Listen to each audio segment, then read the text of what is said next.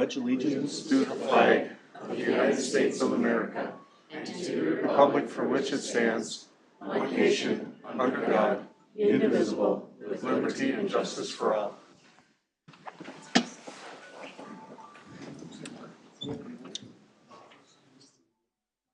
Oh, all right. Okay, you'll have the oath of office in front of you. We'll do the mayor first. Okay. So if you understand.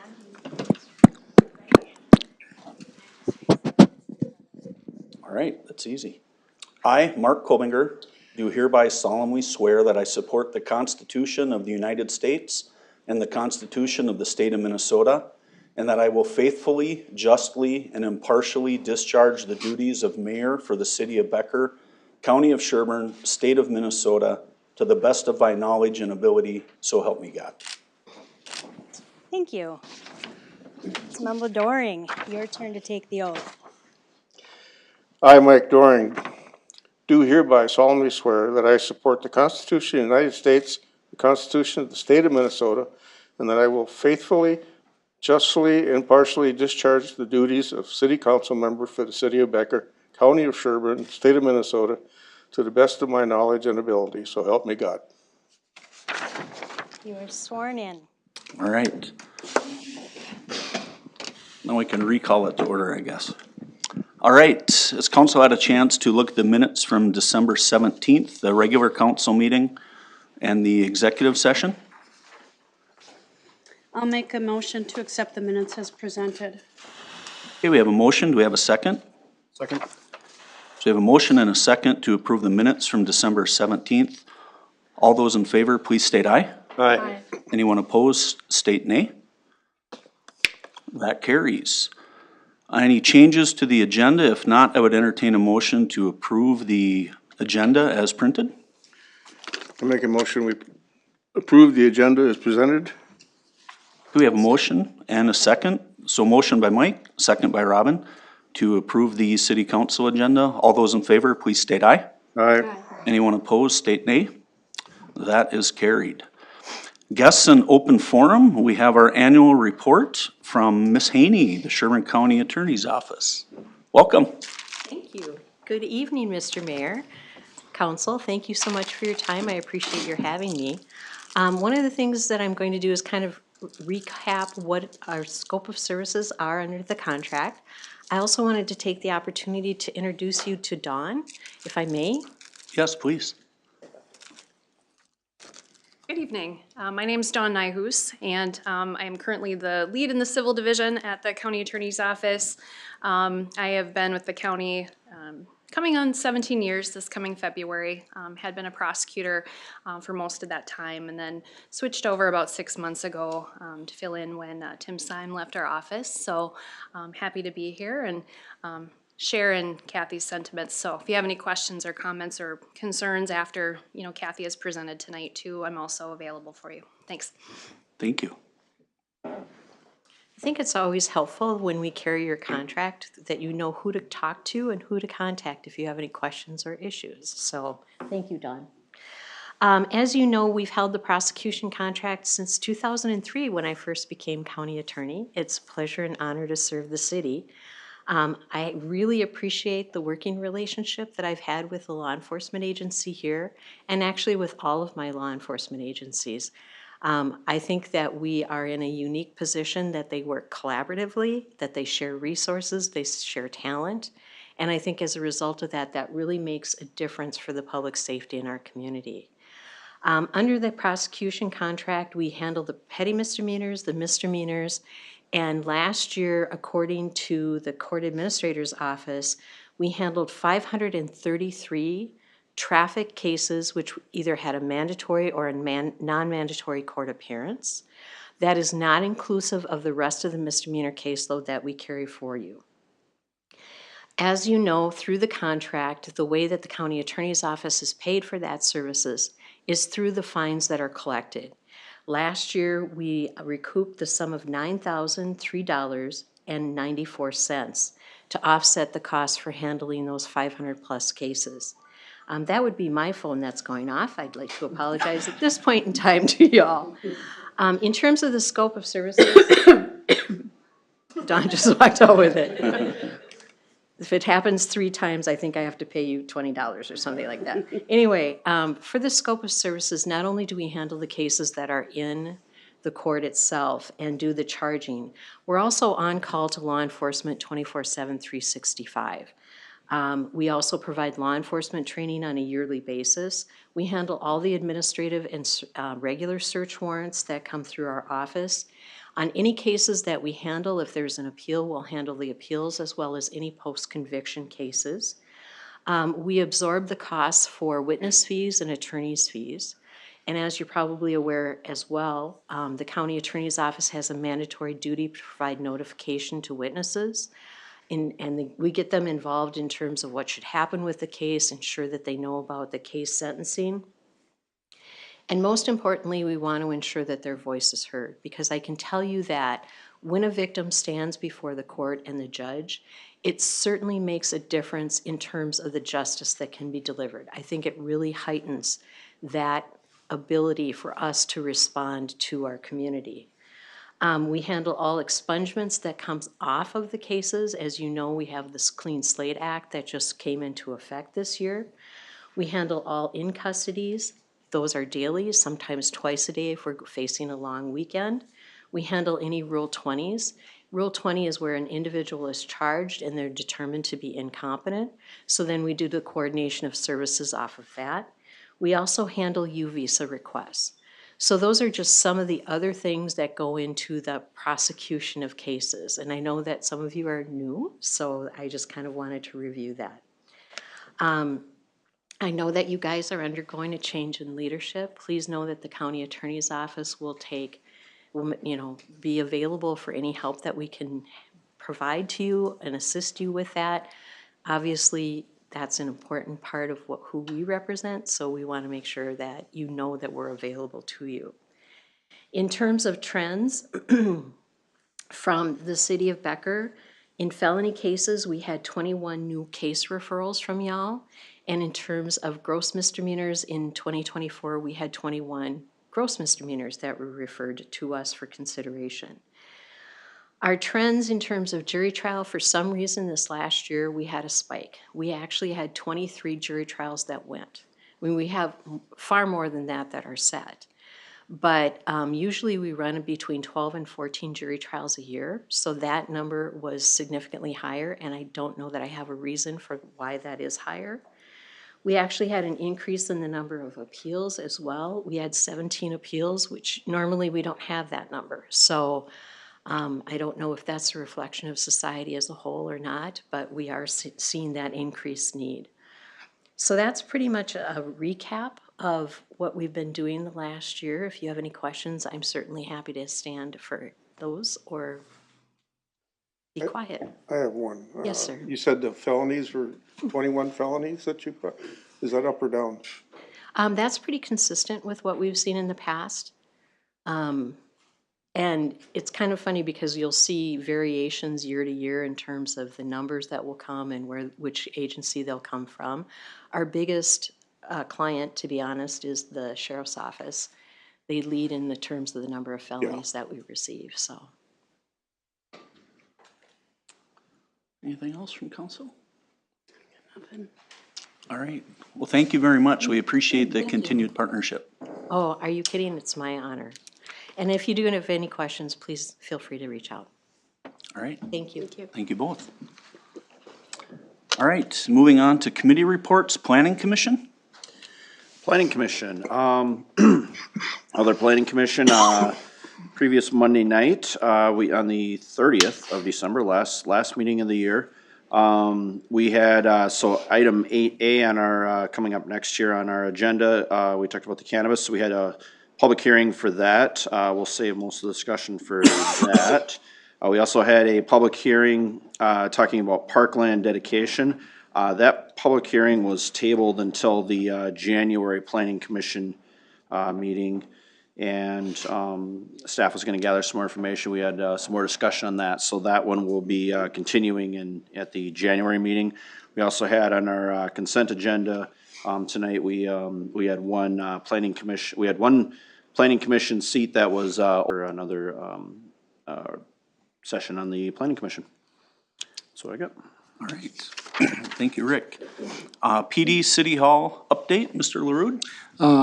All stud walls inside the PD area are up, as well as the new entrance. The garage doors have all been installed, rough-in, mechanical, and electrical is well underway. We do have a walkthrough this Thursday with technology and furniture just prior to sheetrock getting started, so it's really starting to pick up. And we have a progress meeting next Thursday. All right. So happy to answer any questions if you have any. There's a target date in January, there? End of January, early February, yep. Okay. So we'll go February 15th. Yeah, that's probably close, yeah. All right. All right, thank you. Agenda item number 8, board committee and consultant reports. Mr. Sanders, we're gonna talk cannabis ordinance.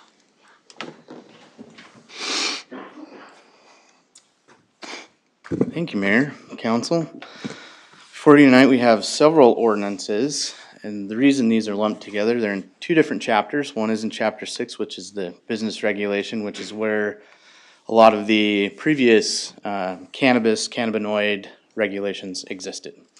And so this is an amendment to that, as well as Chapter 11, which is our zoning code. So that Chapter 11, they kind of go hand in hand. Chapter 11 references the definitions within Chapter 6. So the reason this is coming before the council tonight, many different cities and counties have had this come up in the last few months, if you haven't read the news or noticed, as a result of the state's legislative changes allowing for the sale and production and manufacture of cannabis products. They're not just low potency hemp edibles anymore, these are actual marijuana plants. So there was a social equity application process that has since ceased by the Office of Cannabis Management. So while the city can't prohibit cannabis, we can regulate the time, place, and manner in which it is sold, as well as registering and defining. I should say that registering and licensing are, we had to say that they're registering as a city, licensing as a state Office of Cannabis Management. So we've had multiple conversations internally as well as with Planning Commission, Council over the last few months. A lot of legwork on this. Legal has reviewed the draft ordinances as well. At this point, no changes. This is kind of the beginning. We anticipate this will be, we're not saying it'll be back right now, but we anticipate in the future it'll likely be back in your laps in some semblance, just by nature of what it is and how new it is as things move forward. So a few key issues that are within the draft ordinances for the public's sake and the council. The buffer, that's a really big one. There's some minimum buffer distances that you have to be away from certain types of facilities. The statute allows you to be a certain distance away from private and public schools, for places of worship, parks, residential treatment facilities, daycares, things of that nature. Staff has recommended that that buffer be 500 feet for all of them. With schools, you can go up to 1,000, but again, it really it starts to limit even more of your commercial space when you do that. 500's been what we've had in there previously for many of these as well. So you can go up to 1,000. Staff is recommending keeping it at that 500 across the board. The other thing is health and safety wise, there's the registration inspection measures, so making sure that there are some required inspections the city has to do just to verify age, like many of the other regulated substances that are sold. The limiting the location operations to certain zoning districts. Generally, if it's production of some sort or manufacturing, it's allowed in the industrial side. The caveat to that is if they're cultivating any sort, you can cultivate in industrial. We're proposing you can cultivate in industrial inside a building, but not outside of a building. If you're gonna do outside cultivation, that has to be in ag. So it was a balance between, if you wanna do an industrial grow operation, you can do it indoors in an industrial, but if you wanna do it outdoors, you gotta be in the ag zoning district. The other thing that this would regulate is the number of cannabis businesses to no more than 2. So you would only have a max of 2 allowed. State allows you to cap it at 1 per 12.5. After discussions with Planning Commission and Council, felt that 2 max was a good, you don't wanna go much more than that, just by nature of we don't know where this thing is gonna end up going. So keeping it at a low amount is good. A couple other things, just prohibitions at the state level on self-service displays and vending machines, regulating hours that they can be sold. One of the other things is temporary cannabis events. That's a major one that we'll probably see applications for. There's a number of things that could take place in that. A lot of what you'll see is likely at places that are actually licensed for doing sales already as sort of a retail or other establishment. We anticipate that's where you're gonna see these events. And then there's a prohibition on use of these in public places. So you can't use a lot of these if you're walking on the sidewalk or if you're doing that. A couple other zoning things, the prohibition on bars on the exterior of the building, not sharing common entrances when it's any use that's not a cannabis business, that way you're not cross-contaminating. And then some odor control and other certain parameters, even though the state has those, we're kind of reiterating that on the backside. So those are some of the major pieces, but with that, at Planning Commission, we only had one individual there, had quite a few comments. They're fairly experienced, I think, in this space, and anticipate wanting to do a micro business in the industrial park. There's certain levels and types of businesses. We don't know when that'll actually take place because of the lottery, but they're on it and are definitely interested in pursuing that further down the road. So likely that would be one I anticipate we would see probably quicker than others, just by nature of their interest. But other than that, we didn't receive any written or other public comment. So with that, we're seeking a motion and a second, adopting ordinance 292, second series, amending 6.28 of chapter 6, which is the business regulation and licensing of the City of Becker Code. Motion and a second, adopting the ordinance summary for that same 292 second series for publishing. Motion and a second, adopting ordinance 293 second series, adding cannabis regulations to chapter 11 land use of the City of Becker Code by adding a new section. And then a motion and a second, adopting ordinance 293 second series for publishing. And with that, I will answer any questions. Any questions for Jacob? No, but I'd like to make a comment. We spent a lot of time in planning commission on this and trying to make sure that we protect anybody that's vulnerable, I should say. We covered a lot of area and spent a lot of time discussing it, and I think we came up with a good ordinance. I concur. I was happy to see where it landed. It was a lot of wide open. You know, there's very little, a lot of vagueness from the state, a lot of even some shifting pieces this year, because it was passed a year ago, and then they did some more pieces to it this year. So, so I was happy to see where it landed as well. Great. Yeah, thanks for your work. And Jacob, thanks for your work. I know it was a state thing that was just dumped on us locally, so thank you for all the work on that. You bet. So we have 4 separate motions here. All right, so we'll look for a motion for ordinance 292 second series, the ordinance itself. I'll make a motion to adopt ordinance 292 second series, amending section 628 of chapter 6, other business regulation and licensing of the Becker City Code. I'll second. All right, we have a motion by Rick, second by Mike. Is there any discussion? If not, all in favor, please state aye. Aye. When opposed, state nay. That passes. I'll make a motion to adopt ordinance 292 second series summary for publishing. I'll second. Motion by Rick, second by Mike for the publication of that ordinance. We have any discussion? If not, all in favor, please state aye. Aye. When opposed, please state nay. That carries. Moving on to ordinance 293. I'll make a motion to adopt ordinance 293 second series, adding cannabis regulation to chapter 11 land use regulation, land use regulation zoning of the City of Becker Code by adding section 11.76. I'll second. Motion again by Rick, seconded by Mike for the ordinance 293. Is there any discussion? If not, all those in favor, please state aye. Aye. Anyone opposed, please state nay. That is carried. I'll make a motion to adopt ordinance 293 second series, I think I was supposed to say summary for publishing. I'll second. We have a motion by Rick and a second by Mike to publish the ordinance 293. Is there any discussion? If not, all those in favor, please state aye. Aye. Aye. All those opposed, state nay. And that's carried as well. Thank you very much. Thank you. All right, moving on, we have the 2025 Becker Community Center HVAC replacement bid advertisement authorization. Mr. Knutson. Good evening, Mayor and Council. In front of you tonight, we do have a proposal for replacement of air handling and air conditioning unit at the community center. If you recall, 2 years ago, we started the big unit, the S1 unit. We combined two of them, had to go through the ceiling. It was a very arduous process. It was custom made, and it took us about 17 months to accomplish that. This one here is the last of the original units at the facility.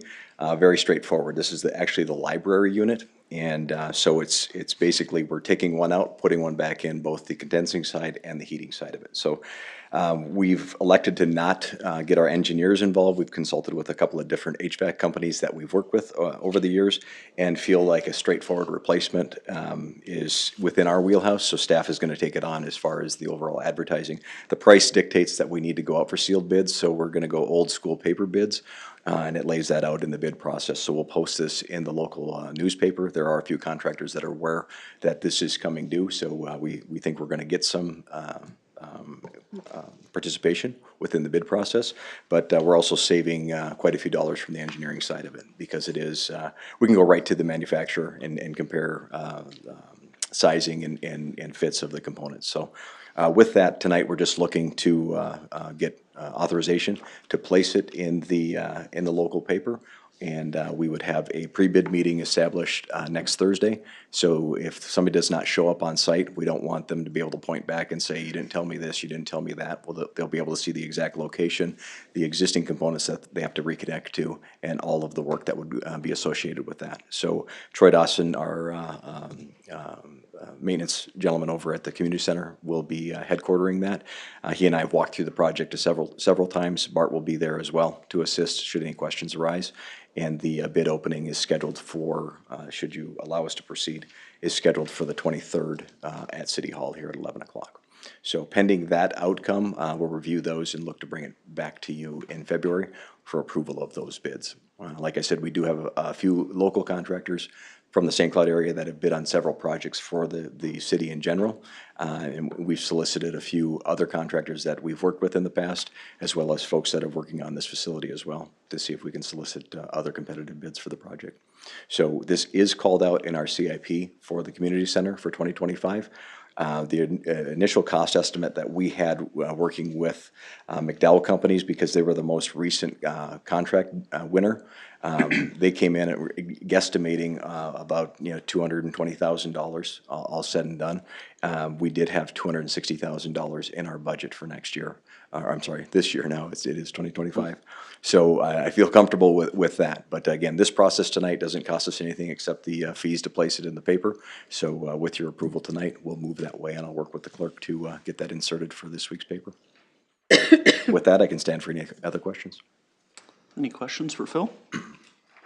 So I'm assuming when, to notify all the potential big players, do they all just know to watch the paper, or are we confident that everybody who could potentially handle a bid like this would be aware of it? I'm not sure if they're aware of it that way through the paper. We're meeting the requirement, but we're gonna do more word of mouth and reaching out to other contractors to try and garner those bids that way.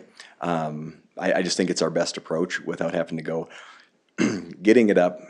Several years ago, Josh and I worked on the golf course project, and when it was a state of COVID and you had to kind of go through some of the quest and the postings and doing that stuff, it was a little less than what we wanted to see, but I didn't think it was in our interest. I know I've had two folks that have reached out, SCR and McDowell, who have been low bidders on 5 of our last 6 projects, have expressed interest in this project. So it gives us confidence that they're aware of it, it's on their radar. But we are reaching out to Yale companies as well as, and it escapes me who I'm sorry, Widener, thank you, who's working on the City Hall project, to let them know. So I think we're casting a pretty good sized net, even though they may not catch it in the paper. That's more for a requirement for us to check the box than anything. But obviously, it's in our best interest to make sure that we've got contractors, submitting their proposals for this. So I think we'll get a good group of folks to bid for it. Great. Worst case scenario, nobody applies for that. We reject the opportunity, go back out, we lose a month and go. The estimate from a couple different contractors on this is we're in a 12 to 16 week window lead time on the units, because this is almost like a stock or more of a shelf ready item. It doesn't have to be custom made. So the lead times are greatly reduced. So You mentioned that one is that's a existing original to the building, we've so got that's 31 years old. We've got our money out of that unit without a doubt. It's duct taped and Band-Aid together right now, so if this is approved, we see favorable bids, we'll try and time it with the seasonality of the project, because we don't wanna lose cooling for too long. The good thing is it's not going to be a 4-week install. It should be reduced, so even if we do it in summer, we should be able to, pump some air in from other places and make it work for the library. So, If we can handle the pool, I think we can handle the library. I think so, yeah. This, like I said, yeah, it's pretty straightforward. We don't have to cut the roof open and reseal it and do any of that roofing, so, not to say it's a slam dunk, but it's much more straightforward than the last unit that we replaced, so. Great. Any other questions for Phil? Not, does anybody want to make that motion? I'll make the motion to allow staff to advertise for bid for the 2025 air handling and air conditioning replacement for the Becker Community Center. I'll second. So I have a motion by Robin, second by Mike. Do we have any discussion? If not, all in favor of that, please state aye. Aye. Anybody opposed, state nay. That motion carries. Thank you. Thank you. All right, Ms. Mortensen, we have the 2025 official designations. Mayor, council members, thank you. You have before you Resolution 2501, which designates the annual appointments for the year, which is required by the state.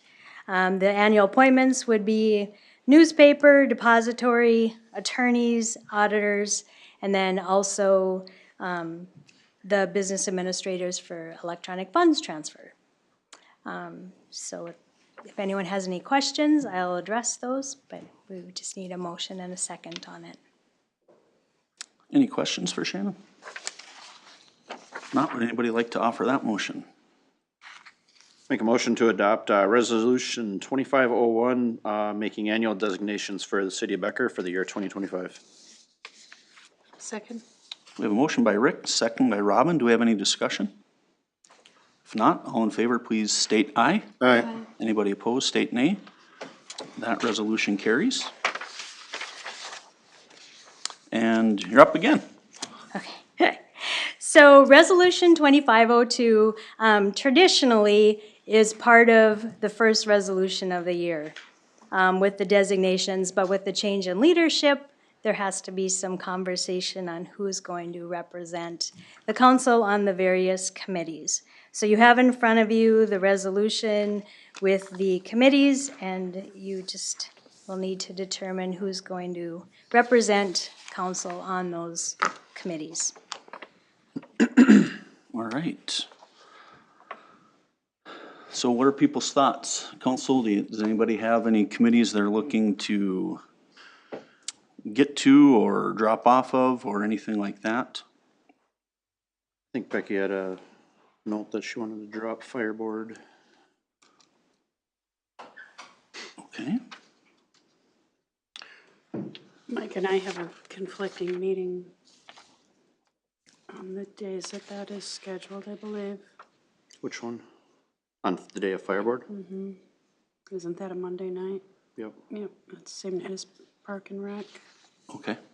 I have the same issue with Planning Commission. planning commission, but it's only once or twice a year. And I can go to one for a while and then I leave and go to the other, so I get by. Which one is that? Which is the conflict? Well, the planning commission meets and on Mondays, and so does Park and Rec. Got it.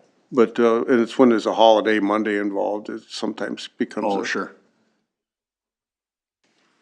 Okay, it's like once or twice a year. It's not a big deal. sure.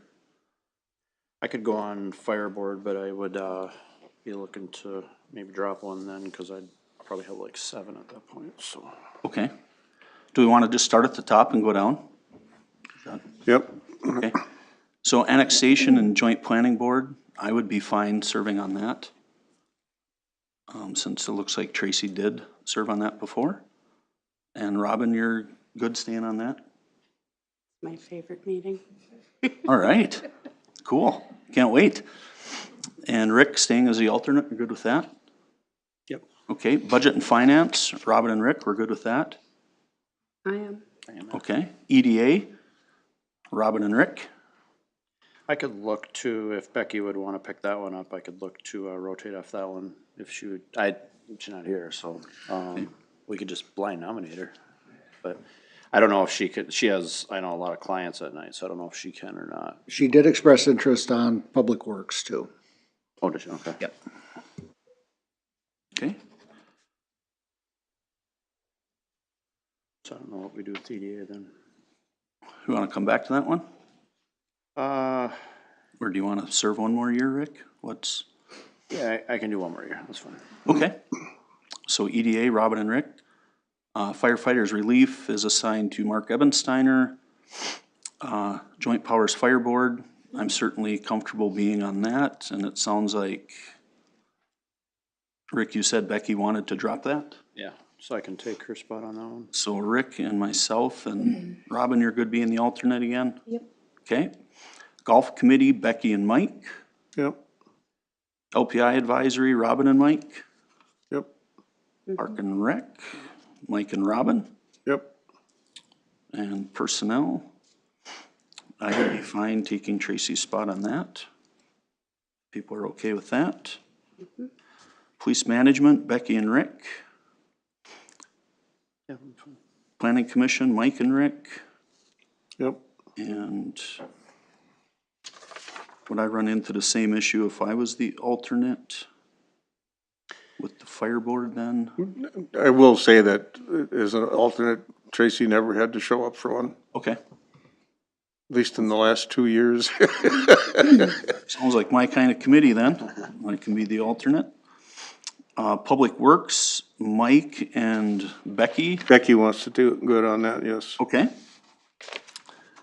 And Excel Advisory, Rick and Mike. I can stand so. Okay, Well, which one are you gonna get rid of then? I didn't see one. Well, that was, I was hoping to, I mean, if I had to, maybe not hoping is the word, but, Well, which like an one would EDA. you like? Well, to- Becky likes the daytime ones, the early, particularly anything that's in the morning. Cause like, we meet in the morning at the golf course. And Public Works is in the morning. Well, how many does Mark have? Could he I- take EDA? when does EDA meet? second Monday, 5:30. Second Monday? Yeah, I could do that, Rick.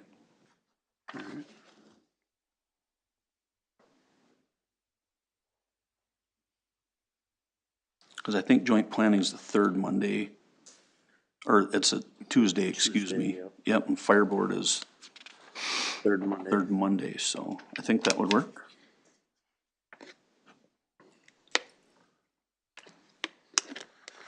Shannon and Susan, is that all clear? And based on the appointments, I think the only meeting we'll have to work this out that'll have to change on the time is Personnel Committee. Cause you're not available at 9 on Fridays, which is not a problem, but we'll find another time for that. We can look at that. Well, do you wanna trade one with me where, if you wanna be in the evenings? No, I actually think that one might work. I think I can probably make, Okay, Okay. I can get- we'll firm it up after. Yep. Okay. Down the road, if it doesn't, if you wanna take an evening one night, cause I have no problem doing the daytime ones. Sure. I think it'll be okay for now. All right, so if that's clear, then we would entertain a motion for the 2025 committee assignments. Make a motion to adopt Resolution 2502, stating the annual appointments for the city of Becker for the year of 2025. Second? Okay, we have a motion by Robin, second by Mike. Is there any discussion on the committee assignments? If not, all in favor, please state aye. Aye. Anyone opposed, state nay. And that motion carries.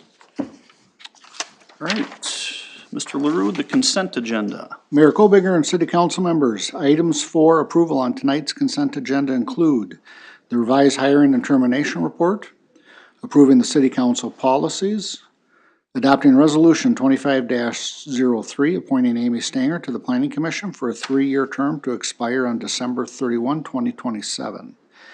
Approve partial pay request number 6 in the amount of $15,987.58 to OMG Midwest for the 2024 street improvement project.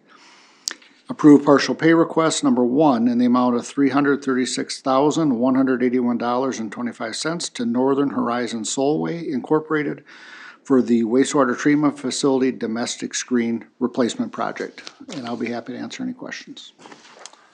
Any questions on the consent agenda? If not, can we have a motion on that? Motion, we approve the consent agenda is presented. I'll second. Motion by Mike, second by Robin for the consent agenda. Any discussion? If not, all in favor, please state aye. Aye. Anyone opposed, state nay. Consent agenda passes. Payment of the bills. Motion to pay the bills? Second? Motion by Rick, second by Robin to pay the bills. Any discussion? If not, all in favor, please state aye. Aye. Anyone opposed, state nay. That carries, the bills are paid. Looks like we have a few anniversary announcements. We'd like to thank these employees for their dedication and continued work with the city. Karn Dundery, City Hall, 3-year anniversary. Rob Hackler, City Hall, 3-year anniversary. Austin Peterson, City Hall. Austin's in the audience. 1-year anniversary. Welcome, awesome. Jason Henderson, the golf course, 8-year anniversary. Caleb Hansen with the police department, 5-year anniversary. And Ryan Hammers with Public Works, a 2-year anniversary. Thank you to those employees. We appreciate your contributions. Does anybody have anything else to bring forward at this time? If not, we would entertain a motion to adjourn. I move we adjourn. I'll second. We have a motion by Mike, second by Rick to adjourn the meeting. Any discussion? All in favor, please state aye. Aye. Aye. Anyone opposed, state nay. And the meeting's adjourned at 5:37.